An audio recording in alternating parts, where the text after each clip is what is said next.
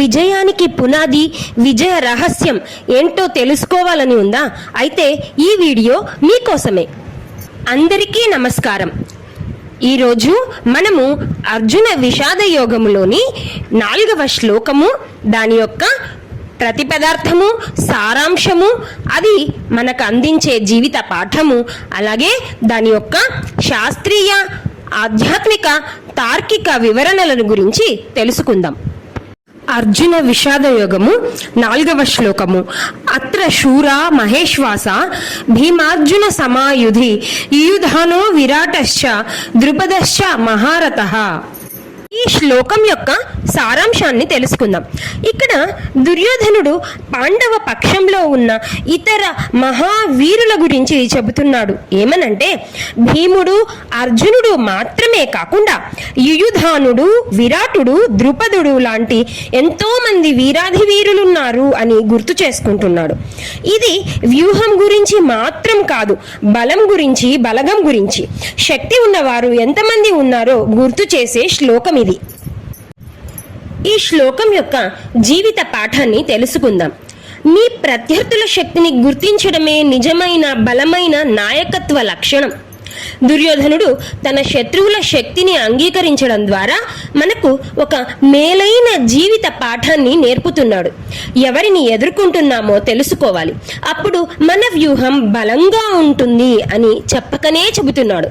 ఒక విజయాన్ని సాధించాలంటే శత్రువుని అణిచివేయడం కాదు ముఖ్యం, ఆ శత్రువు యొక్క బలాన్ని గుర్తించడమే విజయానికి మొదటి అడుగు అని మనం ఈ శ్లోకం ద్వారా తెలుసుకుంటాం. ఈ శ్లోకం యొక్క శాస్త్రీయ వివరణను గమనిద్దాం. ఈ శ్లోకం ద్వారా దుర్యోధనుడు తన గురువు ద్రోణుని అప్రమత్తం చేస్తూ చెప్తున్నాడు, పాండవుల వైపున ఉన్నవారు కూడా అతిరథ మహారథులు. ధర్మయుద్ధంలో నిష్పక్షపాతంగా శత్రువుల శక్తిని గుర్తించడం అనేది నైపుణ్యమని మనం ఇక్కడ గమనించవచ్చు. ఇది సైనిక వ్యూహ శాస్త్రానికి సంబంధించిన ప్రాథమిక మౌలికత. శత్రువును అంచనా వేయడం ద్వారా యుద్ధానికి సరైన వ్యూహం రూపొందించవచ్చు అని ఈ శ్లోకం మనకు నేర్పిస్తుంది. ఆధ్యాత్మికంగా ఈ శ్లోకం మనకి ఏమి వివరిస్తుందో చూద్దాం.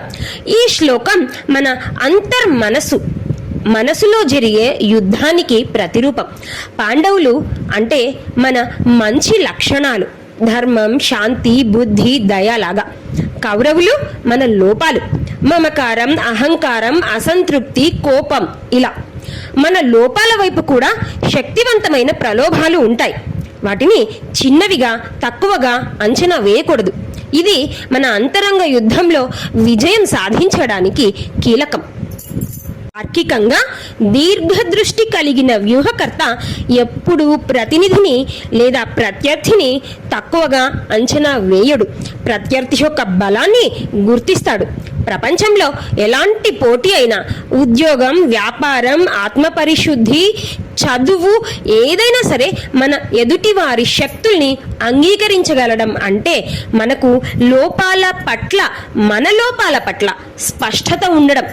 దీనివల్ల మనం నిజాయితీగా అభివృద్ధి చెందగలం, మనలోని లోపాలను తగ్గించుకోగలం కూడా.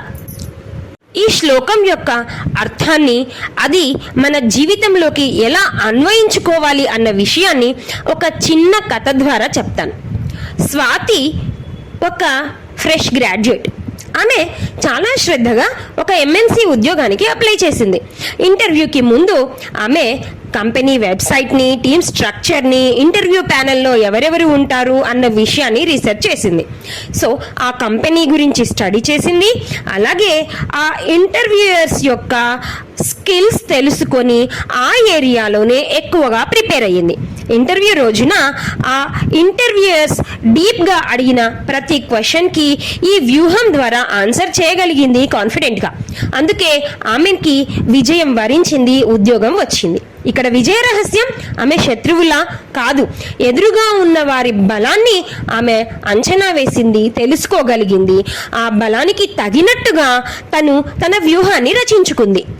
దీన్ని మనం ఎలా తీసుకోగలమంటే, ప్రతి ఒక్కరూ తమ జీవితంలో తమకు ఎటువంటి పరిస్థితులు ఎదురవుతున్నాయో ఆ పరిస్థితుల యొక్క బలాన్ని అంచనా వేసి ఆ పరిస్థితుల ప్రకారమే, ఆ పరిస్థితుల బలాల ప్రకారమే తమ యొక్క వ్యూహాన్ని రచించి అందులో తమ యొక్క స్కిల్స్ డెవలప్ చేసుకొని పరిస్థితులకు అనుగుణంగా తమ కెరియర్లో సంతోషంగా ముందుకు సాగి విజయాన్ని సొంతం చేసుకోవచ్చు అని ఈ శ్లోకం మనకు చెప్తుంది.